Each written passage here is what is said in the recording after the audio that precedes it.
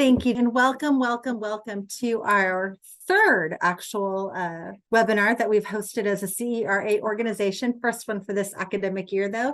Survey design, theory, and best practices. We have two very special guests that I'd like to turn it over to. We have Sherry Reed and Valerie Salazar. So at this time, I'm going to turn it over to our experts, and I look forward to learning alongside of you. Thank you for attending today. Hi, everybody. Welcome. So glad to see you. I am Valerie Salazar. My day job is Program Manager of Assessment and Accountability at Placer County Office of Education. And I have the honor of serving as your at-large board member for CERA. And I'll ask Sherry to introduce herself really quickly. I'm Sherry Reed, and I'm currently serving as the CERA Vice President. And my day job is I serve as the Executive Director of the California Education Lab. We're a research center in the School of Education at UC Davis. Thanks, Sherry. Sherry and I are super excited today to bring you some best practices for survey design.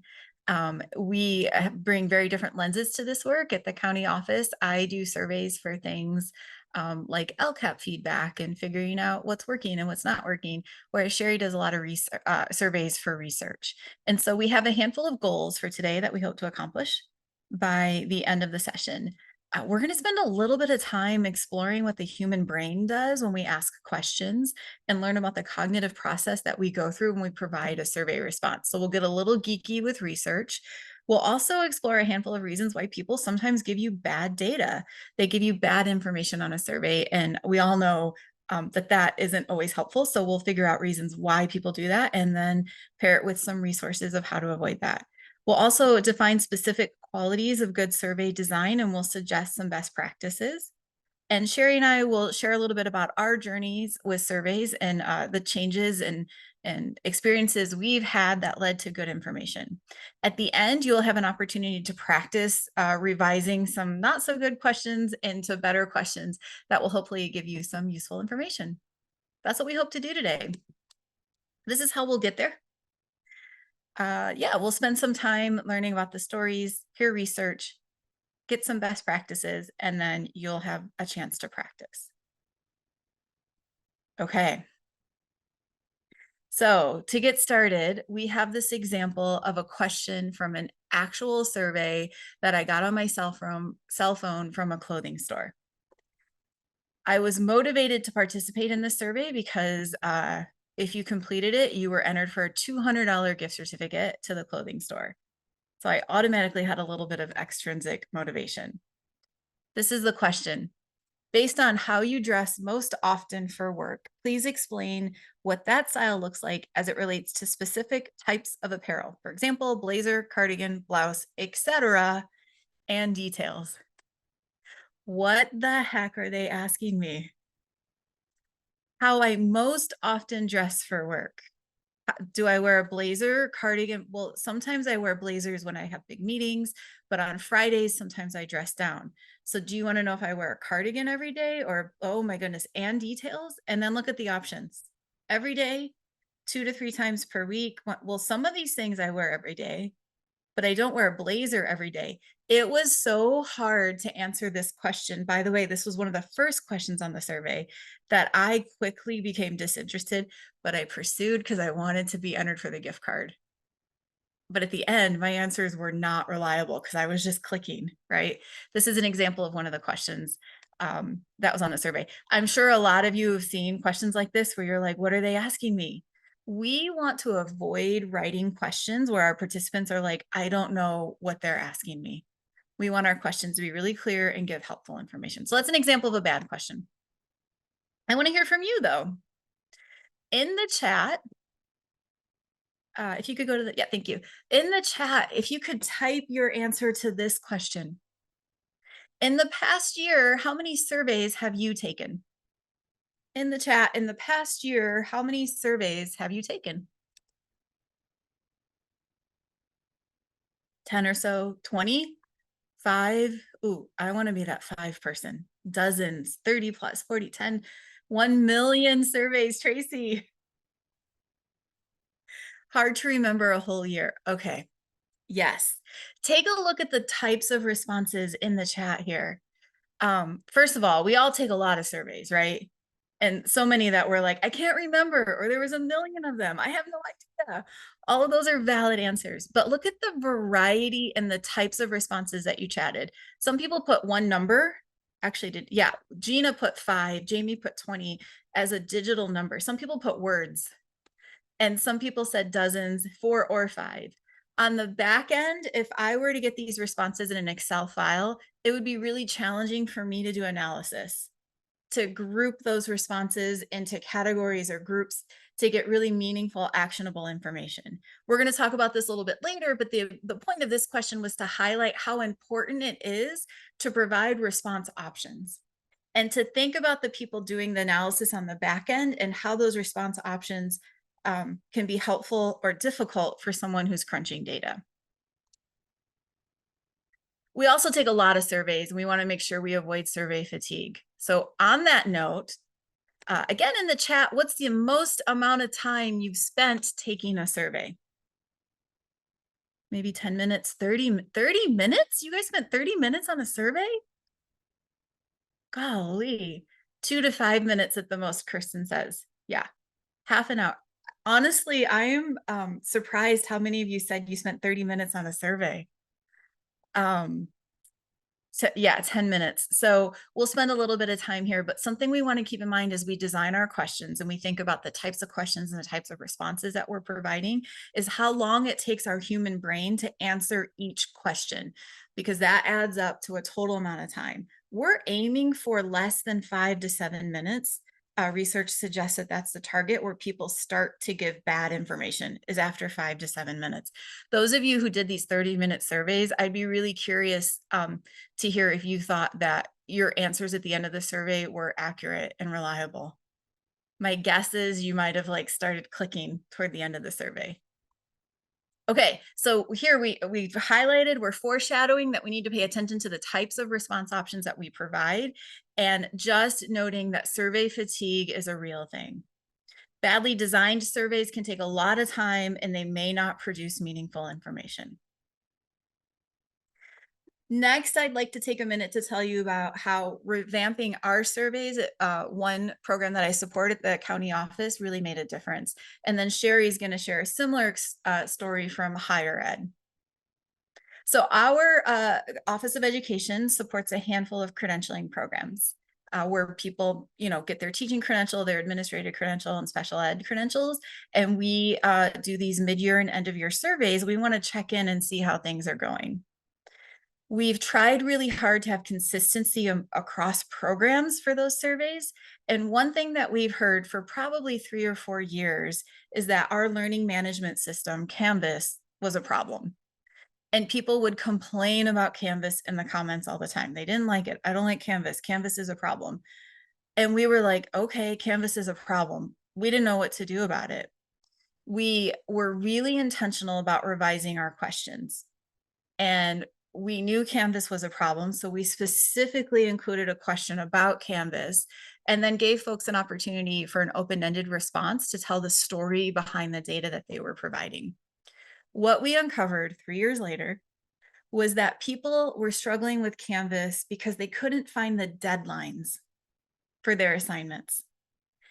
And that was causing a lot of frustration. And it just bubbled over into everything in Canvas. But until we asked a really specific, well-designed question and then provided an opportunity for folks to tell the story behind it, we had no idea what the problem was. We were just like, people don't like Canvas. Okay, that's a problem. Since then, we've made deadlines more obvious and clear in Canvas, and the amount of negative comments that we're getting in those surveys around Canvas has significantly decreased. We put a change idea in place and tried some different things, so it worked. There are other things that positive results that came out of our survey redesign, but that one was the one that was like, yes, we can do something about this. We have actionable data now because we have a well-designed survey question. But I'd like to invite Sherry to tell a quick story about her experiences with survey design in higher ed. Thank you. Val keeps talking about higher ed, but I think I would like to us to think about surveys more when I'm talking about not just higher ed, but the survey use that researchers in higher ed use to study both students in higher ed, students in K-12, teachers' experiences, and so on. So when Val and I were talking about sharing our own stories and survey design and lessons learned, I thought about a survey that I did in partnership with the California Student Aid Commission in spring of 2020, at the onset of the pandemic. My team and I were curious to know how the pandemic was affecting college plans for high school seniors. So these are the students who would have been graduating in spring 2020 and had planned to go to college in the fall of 2020. And again, it was the onset of the pandemic. And so we didn't know what they were experiencing in terms of thinking about the following year. So we partnered with the California Student Aid Commission and designed a survey that took less than 10 minutes, I think, though I'm curious now to think about what the experience was there. And we sent it out to 150,000 students, high school seniors who had applied for financial aid to attend college the following year. And we got about 16,000 responses, about 11% response rate, which is low, but also pretty good for big sample surveys. And we asked 20 selected response questions where we gave the students the ability to say how much they agreed with the statement or how much they were concerned about certain things. And we used one open-ended question where we asked them to just share with us what they were thinking about their college plans. And from that, we learned that 70% of students were really concerned about their own financial situation and the financial situation of their families. But what we had from that was a rate of concern. And what we didn't understand until we looked at the open-ended questions was the nuances and the complexity of those concerns that students were experiencing. And so when we evaluated the over 10,000 open-ended responses that we got, we saw that students were concerns weren't limited to just paying tuition and fees, but providing for the basic needs of their families, with parents who had lost jobs, with caring for siblings, with the need for these students at age 18 and just graduating high school to actually go to work and help support their families. We also came through in the open-ended questions was the great levels of stress that students were experiencing around finances, but around taking classes online, about the weight of the decision to where to go to college. And so we use those open-ended responses not only to describe the experiences of students, but also to inform the next survey that we did. And in fall 2020, so 6 months into the pandemic, when these students would have been attending college, we surveyed again a sample in partnership with the California Student Aid Commission. And we used those responses to inform our question construction in the fall survey to gain more information about the experiences, especially around financial stress. And so the lessons we learned here was that, we often jump to these selected response questions. We often have preconceived ideas of what maybe experiences are, but in really allowing students or respondents to use open-ended questions, we really could dive deeper into their experiences. Okay. So going to move on to talking a little bit about actual survey construction here. And wanted to talk about the purpose of a survey is to uncover knowledge, opinions, or experience. So surveys are efficient tools for collecting information from a large group of people about their experiences, about their opinions, and about their information or knowledge that they have about certain subjects.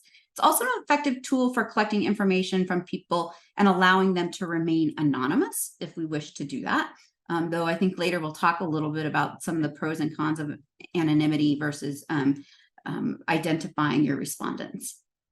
It allows us to compare the experiences of different groups, like elementary teachers versus secondary teachers, students from different classes within the same school, or subgroups of students or respondents based on demographic characteristics such as gender, or race, ethnicity, socioeconomic status, things like that. And they also let us with some statistical analysis, they allow us to determine the relationships between variables. So we can take the two different questions within a survey and try to understand the relationship of, say, where you teach and what your experience with the professional development might be. But I think one of the big reasons we use surveys is that we want to be, infer and have some findings that we can put into action and that will inform our programming, especially. But in order to eliminate kind of our hunches in the work, we really have to make sure that our questions are designed in a way that allows for fact gathering or truth gathering from our respondents. So one of the really important things we think about when constructing a survey is validity and reliability. And many of us are familiar with these terms as they relate to assessments, but they also relate to surveys. And so we'll talk about that a little bit. Valid surveys yield accurate information. Validity is all about accuracy. It's is a test measuring what it claims to be measuring? Okay, are we asking about things that we intend to be asking about in a survey? Validity also is important because it's when an instrument is valid, whether it's a test or a survey, it allows the extent to which the results can be generalizable for a larger population of students or respondents, potential respondents. Reliability refers to the replicability or the consistency of results. In other words, would you get the same response from to your survey or to a test if it was administered multiple times to a similar population? And reliability is a necessary condition of validity. So let's talk about that a little bit. Again, reliability is the degree to which a survey or a test consistently measures whatever it's intending to measure, and validity is the degree to which it accurately measures what it's intended to measure. We can have measures that are not reliable or valid, and we can have measures that are reliable but not valid, meaning you get the same results over and over, but they're not measuring what we want them to measure. And what our aim here is to have surveys that actually are both reliable and validity. So let's break this down a little bit. If we think about a simple scale, if you weigh a sack of potatoes, or we have a sack of potatoes in here but I was thinking about suitcases. You weigh your suitcase before you go to the airport. But if you weigh something in the morning and again in the afternoon, and the scale reads the same weight at both times, you have something that's reliable. Now, if we take that same example and we think about weighing ourselves, and the scale is consistently telling me I weigh 130, and I do that in morning and afternoon or morning after morning, and it's saying 130 every day, then that is definitely reliable. But in fact, I weigh a little bit more than 130, so it's not really a valid measure. We can take this example a little bit further into surveys. So if we ask professional development participants to rate a conference speaker on a scale of 1 to 10, we would if it's a reliable instrument, we would expect to get a similar range of responses or range of answers from people. If we ask them about the conference speaker the same day as the speaker, or the next day, or even a week later, and we would expect to get the same range of responses from people who saw the speaker, no matter what part of the room they were sitting in. So that we want to make sure that it's reliable both across populations or samples of respondents and across time. In the same example of asking participants about a conference speaker, we may want to know more than just about whether they thought that the speaker was good on a scale of 1 to 10. We might really want to know more about the speaker and the applicability of the speaker's information to the audience's work, in which case a valid question would be asking the respondents to rate on a scale of 1 to 10 the applicability of the speaker's points to your own work. Great, and I think I'm going to turn it back to Val, who's going to talk about cognitive load. Thanks, Sherry. So thinking about whether surveys are valid or reliable, I would put in the chat, isn't something we've spent a lot of time talking about on our end, but it's so important to make sure that your questions are giving you the information that you're after. And how many times have you asked a survey question about a PD and someone on this side of the room had a different experience in that side of the room? I'm really curious to dig into that. Side note. Okay. When we're designing surveys, it's really important to know what we're after. So we're going to spend some time talking about the cognitive load and just acknowledge what a question is. A question is a request for specific information. And so we're going to spend a little bit of time thinking about what our brains go through when we're asked a question and how do we form questions that give us valid information. So a question is a request for specific information or a request for a piece of information that the respondents think we're asking for. Sometimes questions require a little bit of unpacking and like translating to figure out what the survey is asking for. And so respondents might give you a response that they think is valid, but they really just interpreted the question differently than our original intent. So misinterpreting the question can lead participants to answering a different question than what was intended. Okay, so that's what a question is. What is an answer? An answer is a response to a request for information, or it's a response to a request for information that's interpreted, considered, edited, translated, or mapped onto a set of response options. So we want to be really mindful of the cognitive work that goes into providing that response, that answer.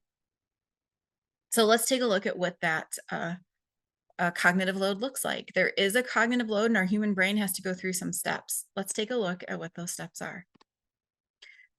Research suggests that there are 4 steps that our brain goes through to provide a response to any question.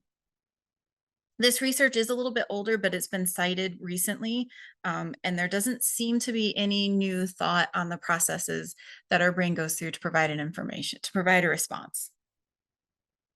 So it is presumed that the human brain executes 4 steps to provide an answer. First, we have to understand the intent of the question.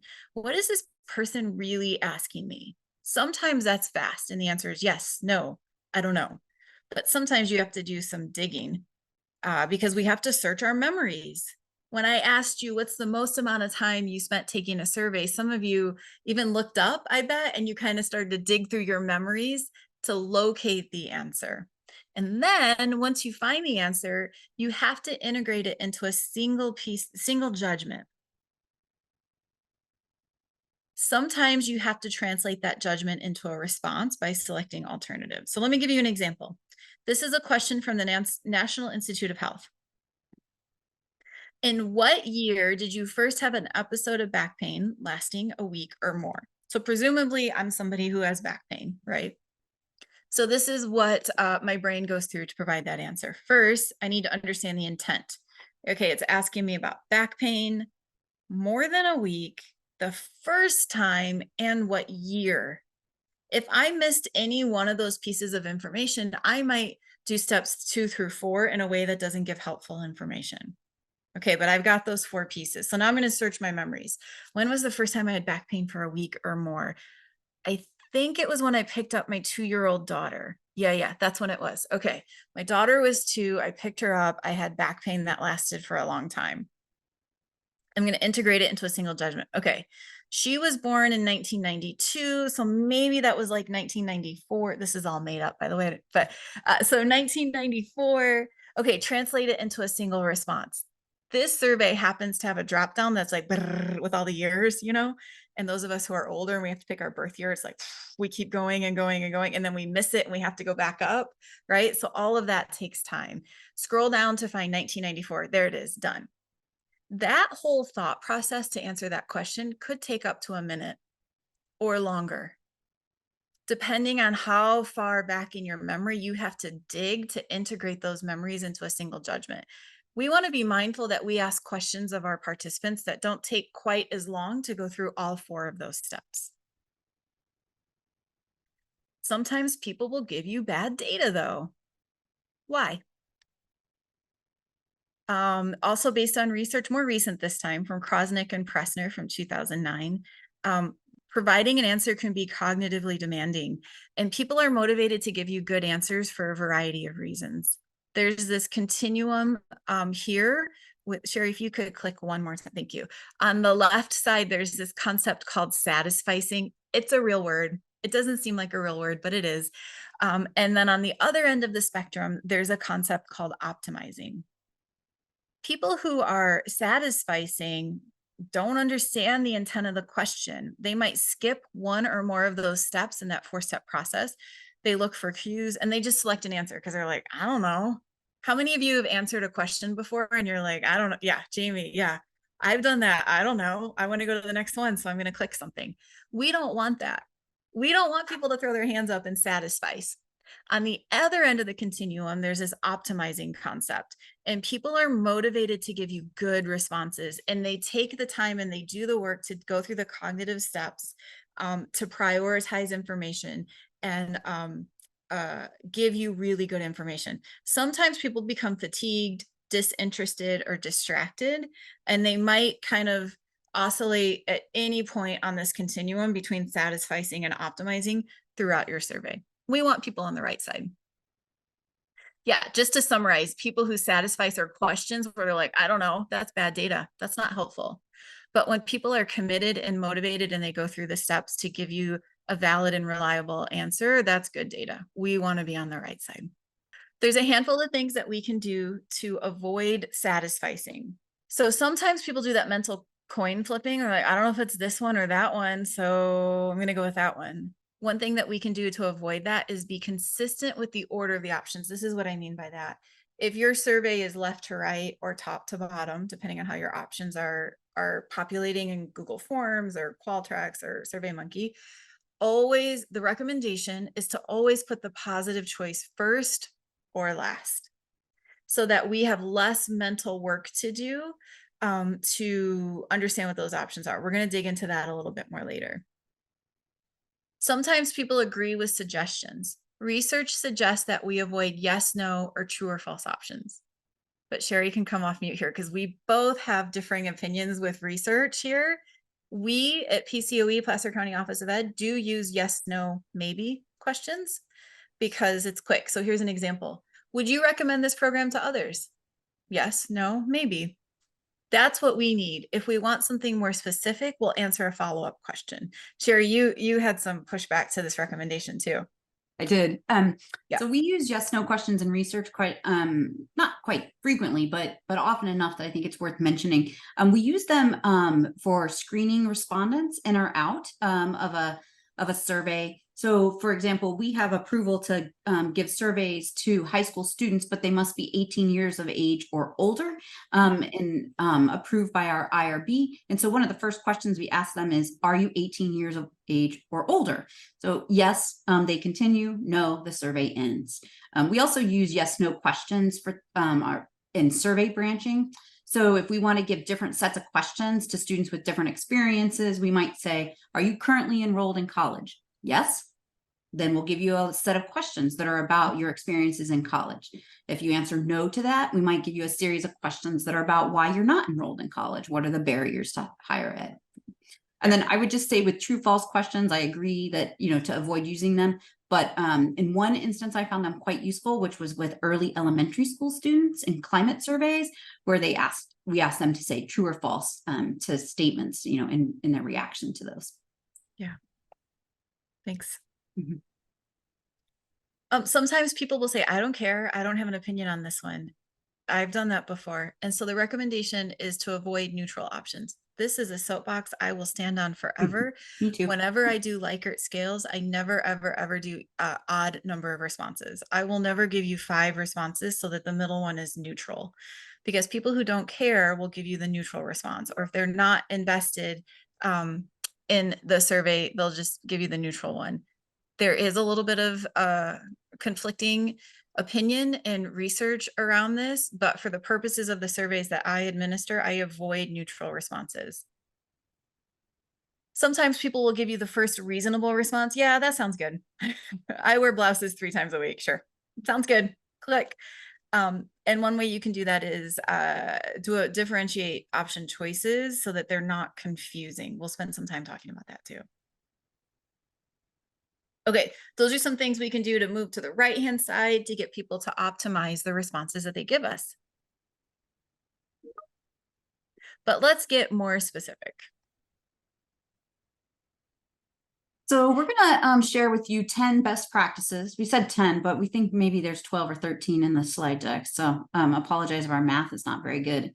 But we're going to talk about 10 best practices in survey question construction and survey design. So the first is to be brief. So I think Val already mentioned this actually, which is that respondents often experience survey fatigue. And so the research suggests that anything shorter than 10 minutes is probably okay, and that it's probably a best practice to keep those surveys between 5 and 7 minutes. I will note that somebody in the chat earlier said it took them 30 minutes to complete a survey. And I'm curious if that was like a true survey or if that was more of a data collection instrument, because I have been involved when I was working with school reform networks in creating data collection instruments in survey platforms like Qualtrics that did take longer, and you could enter them, answer questions, go out, collect information, come back and upload it. And so I think that's a little bit different of an exercise. But when we're surveying teachers or students or parents about their experiences and knowledge, we should really keep in mind to try to keep that survey to 5 and no more than 10 minutes. Best practice number 2, research suggests that you offer an intro. This is where you tell folks the purpose of your survey, what you're going to do with the results, and whether or not their results are anonymous. That's a tough decision that you need to be really purposeful about and give some thought to. The intro is particularly important because this is where people decide if they trust you. The intro comes first, and it's your first impression. It's where you define your purpose and what you're going to do with their responses, their experiences. It's where you build trust. Here's what an intro could look like. Thank you so much for taking the time to take our survey. We are going to use the feedback to think about whether or not our LCAP actions are appropriate for your students. Your responses will be taken and put into themes, and we will share them with the administrators at your school, and your responses are anonymous. We expect this survey to take about 5 minutes to complete. If you have questions, contact this person. Thank you for your time. Something like that. I kind of made that up, but the intro is so important. It builds trust. Oh, this is me. Sorry. It's also recommended that you do the easy questions first. Why? Get them out of the way. You're avoiding survey fatigue. If you are not promising anonymity, that's hard for me to say. This is where you ask for name. What grade do you teach? What school are you at? Where do your kids go to school? Easy questions. Get them out of the way first. Click, click, click. Fast, done. Do them early. It's like training wheels. Get them done early. So in the set of easy questions that Val gave us examples for, some of that information is sometimes available from other sources. So when you're constructing your survey and asking for things like demographic variables, or what school do your students attend, or in what school do you teach, I encourage you to first, before asking those questions, consider whether you can pull those other sources of information from other places. So if you're not guaranteeing anonymity, you may very easily merge survey responses to administrative data on like your staffing data or your student enrollment data to gather information. So some examples in research that we do, we'll keep, you could send out links, individual links to a survey to each respondent, so that's different, so we can link it back to administrative data, or you might just ask them for a piece of identifying information up front, like an email address or their name in the example Val gave. And then we could pull from administrative data and the student information systems or in our staffing data, things like race, age, years of experience, students' GPA, college that they attend or school that they attend, or classes that teachers teach. And that way you don't have to take up time in that 5 minutes of survey to answer questions that you already know the answers to. Yeah. All right. The next best practice that we recommend is ask the important questions early. You're going to do the easy ones early and the important ones early. Why? In case you have a survey that's cognitively demanding or long, and there are some questions that you're like, this one is most important. You want to pop that toward the front of your survey to avoid survey fatigue. But start with some softballs, because if you have questions that you think are going to be triggering emotional responses or asking sensitive questions, like you're really digging into something that might bring things up for people, consider putting those at the end so that they don't turn off at the beginning of the survey. So you're going to do the easy ones first, the important ones early, but any sensitive questions that could be triggering, we recommend that those go toward the end of a survey. Right. Best practice number. I lost track. I don't know what number we're on. I think we're on 6. Are we in 6? Okay. Yeah, I think so. Easy questions first, important questions early, one thing per question. So we often want to know a lot of things from people, and sometimes we lump together in our questions a bunch of ideas. And so let me give you an example. Do you eat healthy every day?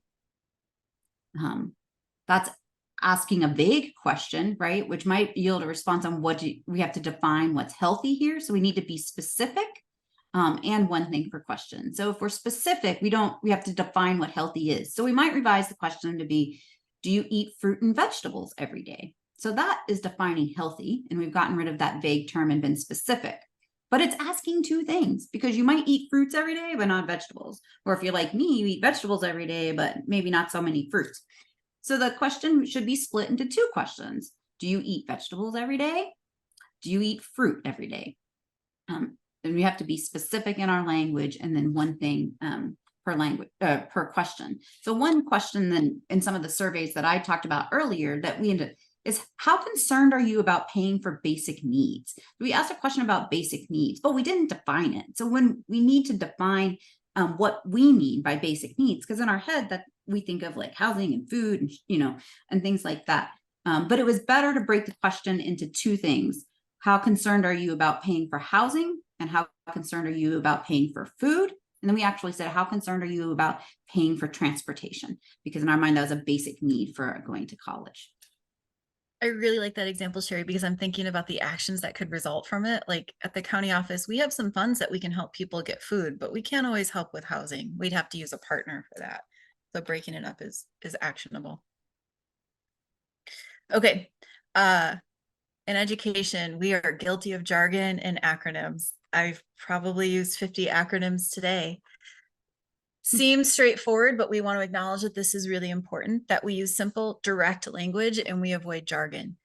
For the work that we do, this is particularly important for our parents, that we avoid using our acronyms and jargon that's unique to our site, district, or programs that we're supporting. So if we're doing a survey for something like PBIS, we might spell out positive behavior intervention supports. I think I got that right.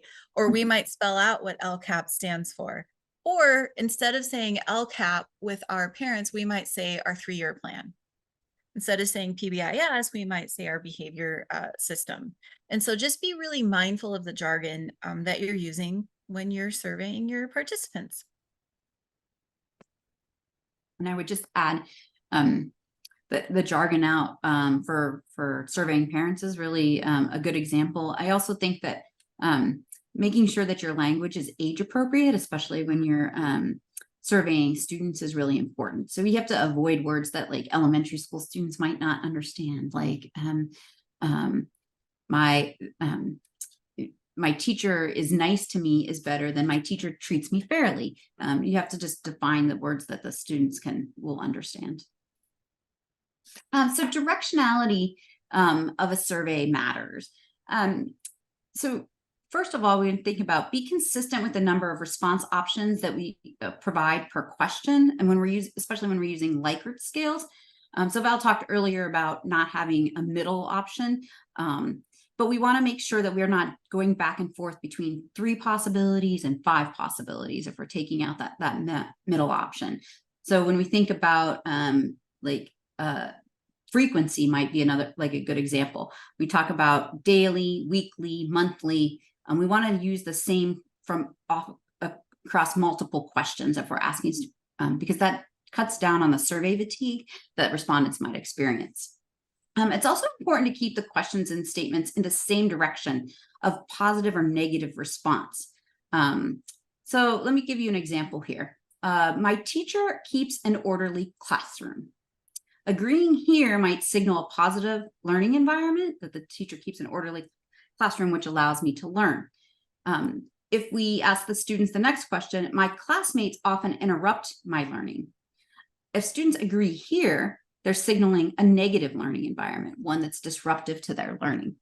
So if you when you go to analyze it, if you're only reporting the percent of students who agree with these statements, you might be erroneously communicating that it's a positive learning environment when students are experiencing a lot of interruptions. You have to make sure that your agree always means the same thing, or be very, very careful in your analysis if you use different directions in your statements.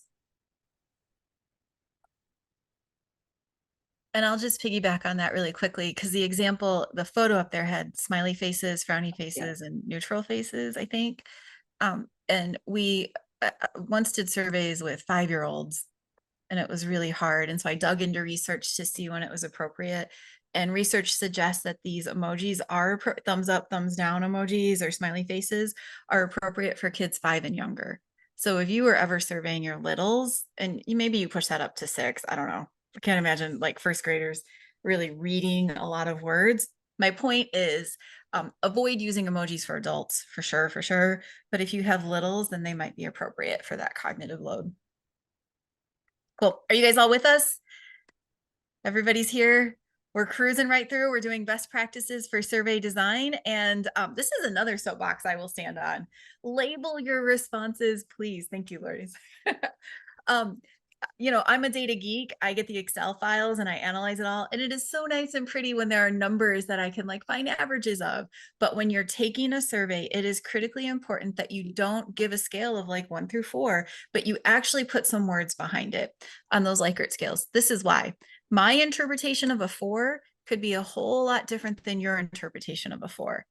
And so if you put some words behind it, excellent, good, average, strongly agree, disagree, strongly disagree, we're closer to having similar interpretations of what those numbers mean. So side note, how many of you do star ratings on like Amazon or Yelp? And you do, here's my 5-star. Sometimes I don't really do it. But what I notice when I'm reading reviews is for star ratings with no words, people are often motivated to give really positive responses or really negative. If someone orders a product on Amazon and it's just so, they might be less likely to give the responses. And so research suggests that one way to kind of clarify what those responses mean is by putting some words behind the values and not just numbers. I also have very strong opinions about Airbnb ratings if anyone wants to go have a conversation about that with me and how that star rating system is crap. But that's neither here or there. Put some words behind your ratings and don't do just numbers. On the back end, if the person who's doing your data analysis wants to replace excellent with 4 and good with 3, by all means do that. And then they can do some quantitative analysis behind their responses. Okay. I think a lot of the survey platforms that are commonly used will actually export data with numerical or labels, and you can export it both ways. So, yep. Yeah, thank you. So sample matters. So Val and I had a nice long discussion about this as putting it in the presentation, because in research we think a lot about the sample. The sample is the subset of the population that you're interested in understanding, but sample really matters for validity and for generalizability of the results of a survey.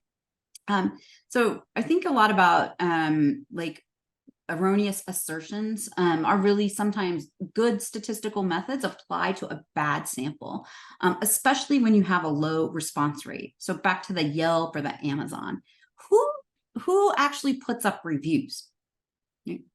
They're the most satisfied people and the least satisfied people, right?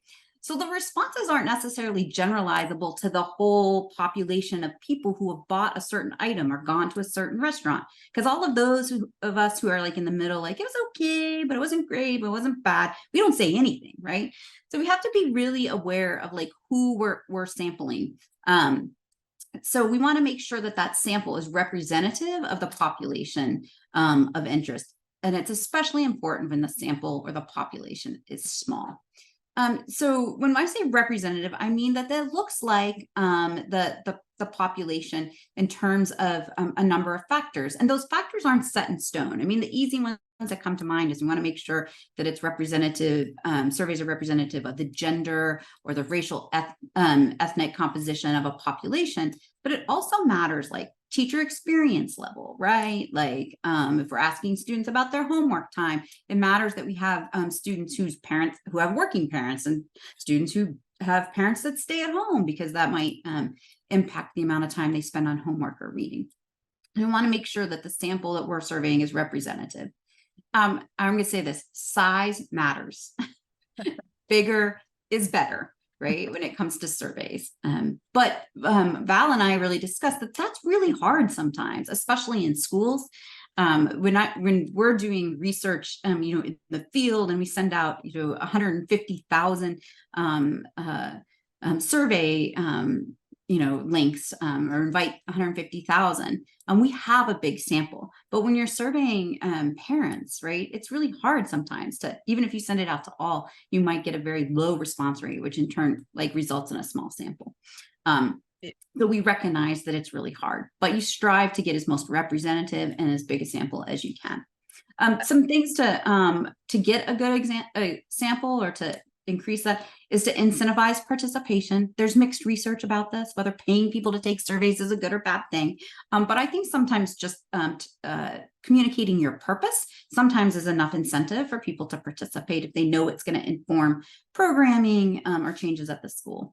Try different methods of recruiting respondents: email, mail, phone, in person, right? There's a reason those people stand on the side of the corner at the farmer's market and ask you to participate in a survey, because in person they can get you to respond. Climate survey of students, right? In Canvas, in email.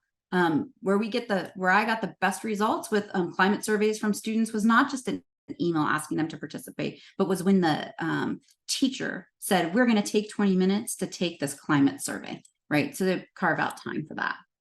And then just recognize that there's often not much that can be done about it. So even with all of those strategies, sometimes you just have a small sample or a low response rate, and there's not a lot that can be done about it. In research, we can do some statistical reweighting, but we don't, in our day-to-day lives in schools, we don't necessarily do that statistical reweighting. So where you have to use caution is in the interpretation of your results, and that you're not over-interpreting the results, meaning that they're representative of the entire population.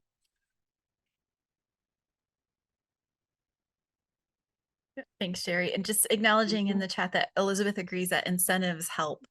And she's had some success with free resources for, I think, for students. Yeah, preschool kiddos. So yeah, incentives help. And something else that I've been thinking about this a whole lot, Sherry, because I was like 150,000 surveys. Like, we celebrated that we got 12 parent responses on one survey. We were like, we got 12. Yay. Like, our charter school is small, and we were really excited about that. But the thing that you've really encouraged me to think about is, who are those 12 parents? I mean, we talk about that, but like, did we represent our English learners and our students with disabilities? And if we didn't, like, what targeted additional outreach could we do to get a more representative 12 or 14 responses? It's hard. It is hard, but important. So thank you. Okay, we're coming up to the end of our best practices, and one that's so easy and so important: say thank you. I say thank you at the end of my intro, and I say thank you at the end of my surveys, because people gave you their time, and we want to make sure that we value and acknowledge that. This one's simple: say thank you. Do it more than once. It's important. That's it. Number 12, I think, and the final one. Just always pilot test the survey. I mean, I think we're often in a rush to just get a survey out in the field, or to get it out to participants at a PD or at a parent night, and we don't always take the time to pilot test it. So, if you've done survey research, then you'll know that the pilot test can be kind of a arduous task and take on a life of its own. But in day-to-day work in schools and colleges, a pilot test can be as simple as having your colleagues take the test to look for errors in the survey branching, to give feedback to you that's like, I'm not sure what you're asking with this question. What do you mean about my knowledge or my experience or my feelings, right? So we have colleagues take them. You can have the best example I have of pilot testing is when I was doing a climate survey for elementary school students and my kid was in first grade. We actually used videos to give scenarios and we used emojis for responses. And my son was so excited about the survey, he took it like 6 times, right? So even our own children, our children's friend groups, our colleagues, our friends, our spouses, our partners, right? All of them could at least test the survey for logic and for clarity in the meaning of questions.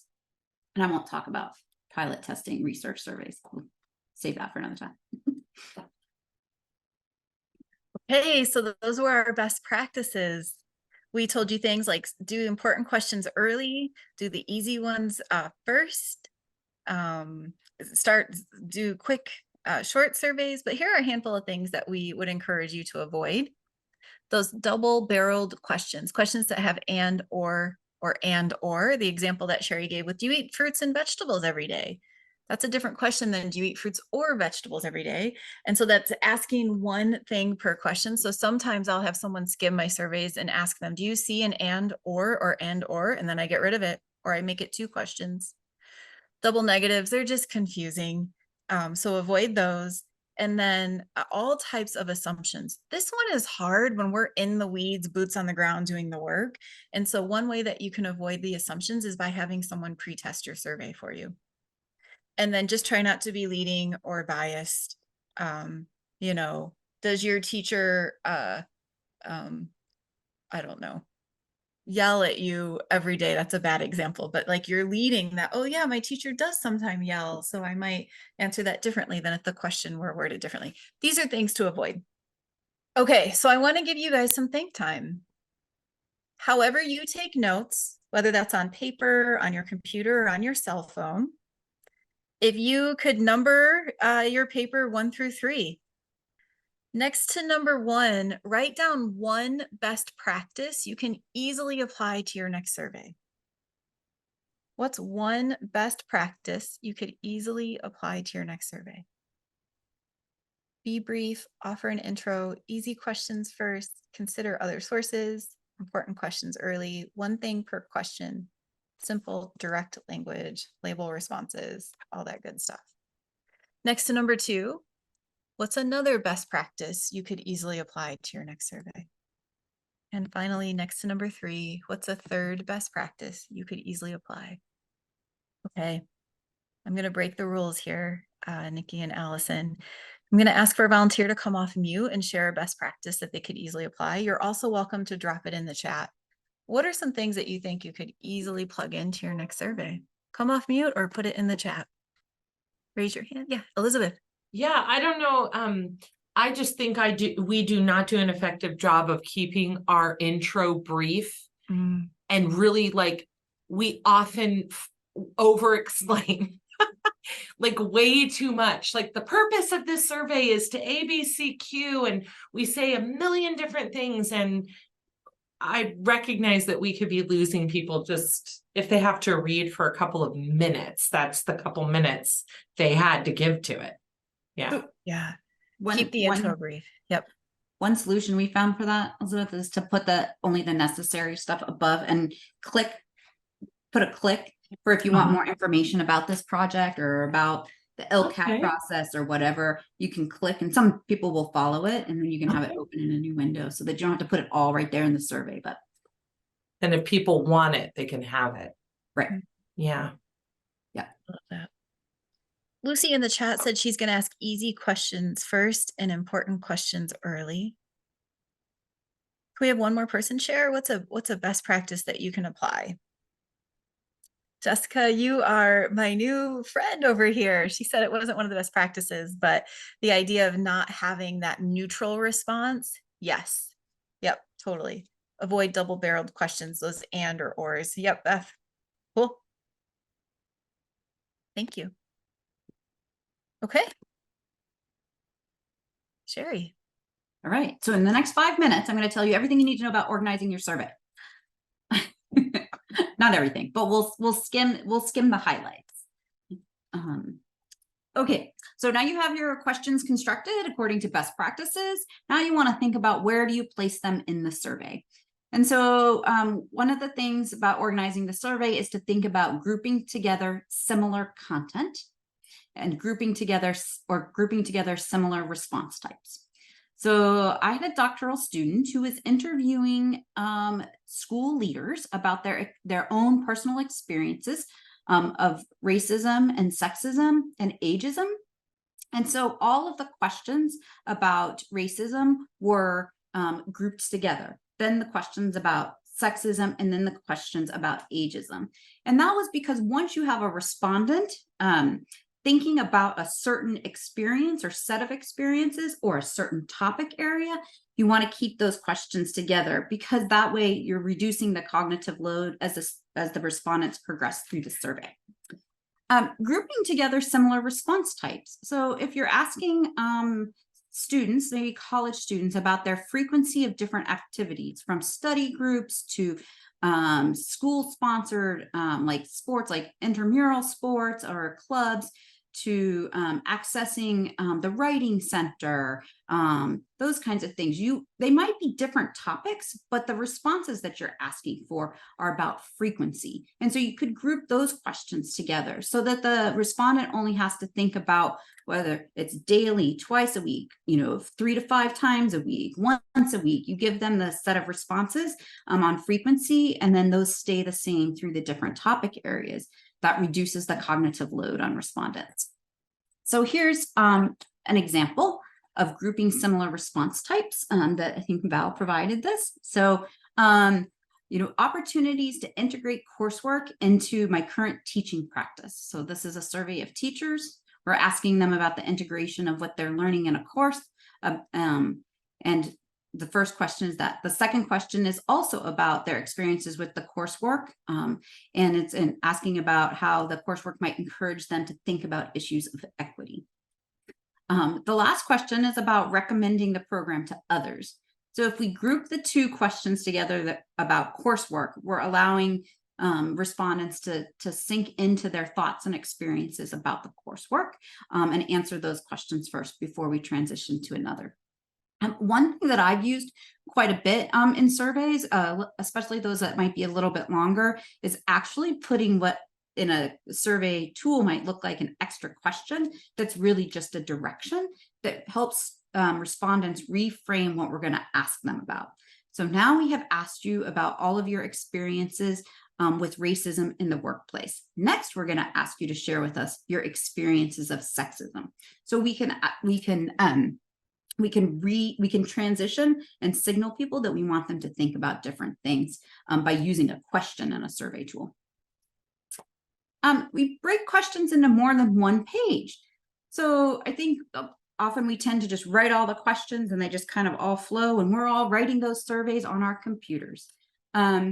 But as respondents often take surveys, right? They may take them on their computers, but many people take them on their phones or on iPads or tablets. And so especially when we're thinking about the different devices, we want to break questions into more than one page. And I would just real caution here. I tend to, in my work, tend to put just a single question on a page, just one question per page. Because if you use a progress bar, which we'll talk about, you allow them to see how far they've gotten, or 2 shorter questions on a page. And I always pilot my survey on a phone. It's just one caution to beware of matrix questions. So matrix questions look like this, which is where you have you've grouped together, right? So this question is grouped on response type. So we're asking respondents to, this is a survey of college students and about their activities. And so we're asking them to rate how often they've done these things on a frequency chart. So we've grouped them together on response type, but there's a lot of questions here. Participate in study groups, study with a peer, contact an instructor, visit instructor's office, writing, right? This is a lot of questions that looks like one question, and it fits neatly on a page, and it reduces cognitive load because of the consistency and response type. But I will tell you that it doesn't look like this on a phone. On a phone, it looks like, what is that? 6, 7, 8 different questions. So you just want to be careful with matrix questions as you build those, that we might break this up into 2 different questions or multiple questions. And then, like, this is our final tip on survey construction for today. Offer a progress bar, right? We all like to know how close we are to the end, the finish line, right? Whether it's the walk that we're taking at the end of the day, right? And how close we are to our car, or how close we are to the finish of a survey. It allows the respondents to not think about how much longer this is going to take, and like whether they want to just forget it and exit, and sometimes incentivizes, right, the participation through the end. All right, so we are going to ask you, just like we did with the best practices, is there a survey that you want to examine or reorganize in your own work? So thinking about the layout and the construction of the survey organization, is there something in your own work that you would like to look at or reorganize? And we could just do that in the chat. Thinking about professional development, evaluation, exit surveys. Yeah, Beth, I've done a lot of those. It's a lot thinking about that. LCAP surveys. Great. So everybody had some ideas of where they might want to like reread and look at the organization. That's where piloting can help too, right? You could often think of piloting as just respondents just taking the survey, right, and telling you about what doesn't work. But you can also offer like solicit feedback, like more globally about the survey. Were there places where you would have wished that question came right after that question? If you could have the opportunity to do a little bit of like interview work after you pilot a survey, you can incentivize that with a beer or a glass of wine with your spouse maybe, and get a little bit more feedback on the survey organization. Also, I would just really quickly add, Zoom really enhanced their polling tool this past year, and they've really got some better options. And so now we're trying to infuse it, because all of our PDs on here, right, in Zoom, and it's like what you guys are doing right now, asking us for this feedback right here. That's almost an excellent evaluation of what we're all getting from what you're talking about. So we're trying to figure out how to infuse like the evaluation within the content of the webinar, to see if we can use polling and other features to gather that data throughout. And then you get really good response rates. That's right, because it's part of the active learning process. Yeah. So what we tell teachers to do, right, to assess learning, is to do it in the context of the learning. Yeah. Absolutely. Yeah. I think of everything as data. So as a researcher, we we have participants do things like put it on poster paper and like draft out your, like we take pictures of all of that and go back and analyze it. It's all data. It's all data. Elizabeth, I didn't know that feature was available in Zoom. And as I'm thinking about using it, I'm like, oh, I need to make sure I apply all these principles to those questions that I put in the poll, right? And now they have open-ended responses and stuff. So you can gather, we just do one simple thing we do at the end of PD. We say, one thing you're taking away from today. It's very similar to the activity you just said, the 3 things and what are you going to, but then we capture it. Love that. It's easy to save the chat in Zoom as well. Well, that's true too. That's true too. Yeah, absolutely. All right. I think we're going to stop talking and entertain any questions or like other tips, because we're not the only people out there in the world doing surveys. So any other tips that others want to share? Is Beth to come off mute. Thank you. I have a question. When you talked about like the cognitive load and designing your surveys, one of the things that was sort of contrary to what I was taught was putting the easy questions first. What I was taught was to put easy questions, besides, you know, what's your name? Easy questions last, because my professor sort of compared it to like, he was a video game freak, and like he compared everything to being a video game, like you're a player in a video game. They have a life bar, and as you take the survey, your life bar goes down and down. And so he says to put the easy questions last, because by the end of the survey, like you said, the cognitive load is, you know, getting up there. And so if you've got easy questions at the end, you're not, it doesn't compromise sort of the data you're getting back, because they can just, they don't have to think about, you know, their address or their hair color or whatever is an easy question. So I guess long question is, what kind of questions do you put at the end sort of to minimize that cognitive load? So I would just say, I mean, I've heard both, right? And so, and Val and I talked about this, I've heard both. And I actually, I think like we kind of went back and forth on this. What I think about with some of the easy questions and putting them last is that it might reduce the cognitive load at the end of the survey, but you need to ask yourself how important those questions are if you don't get responses to them. So if it's really important for you to disaggregate like your research, your survey results by like race, ethnicity, or gender, those are easy questions. But if you put them at the end and then people stop the survey 3/4 of the way through, you don't have those variables to actually analyze your results, right? So I think you have to really think about a little bit about the importance and the ease of questions when you're constructing your survey. And it's a really good thing to kind of test out in your pilot test. I would agree and just summarize that with, it's all about balance, balancing what's important. And to also say, what questions do we put last? We often put, now that I'm saying this out loud, I don't know if this is based on research, but we often put our open-ended questions last, because they're like, what else would you like to tell us about this chunk of questions you just answered? And it's an opportunity for people to tell stories. But we've gotten more specific in how we word those text box questions, so that it's not just venting or like they don't just skip it, but we tend to put those last. That's common practice, I think, to put open-ended questions last, because maybe you're not as, that's not as important to have like everybody respond to those, because you can get some real. Okay, Jessica put a hot topic question in the text box here, and it's about anonymity. Yeah, okay, let's talk about it. I would just say that we put open-ended response questions throughout the survey sometimes when it's related to a set of questions. So when we talk about content, like organizing by content or topics, we'll put the open-ended question when people are thinking about that topic. All right, Val, you want to take this one? I'm sorry I interrupted you. Okay. No. So here's my short answer to anonymity. It depends, right?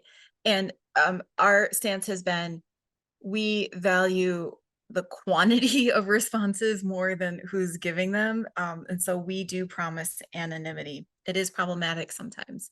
And what I heard at a conference last year that I want to start doing is considering for certain surveys, maybe we don't promise anonymity, but we promise that only one person is going to review these responses to do some of that work that Sherry talked about.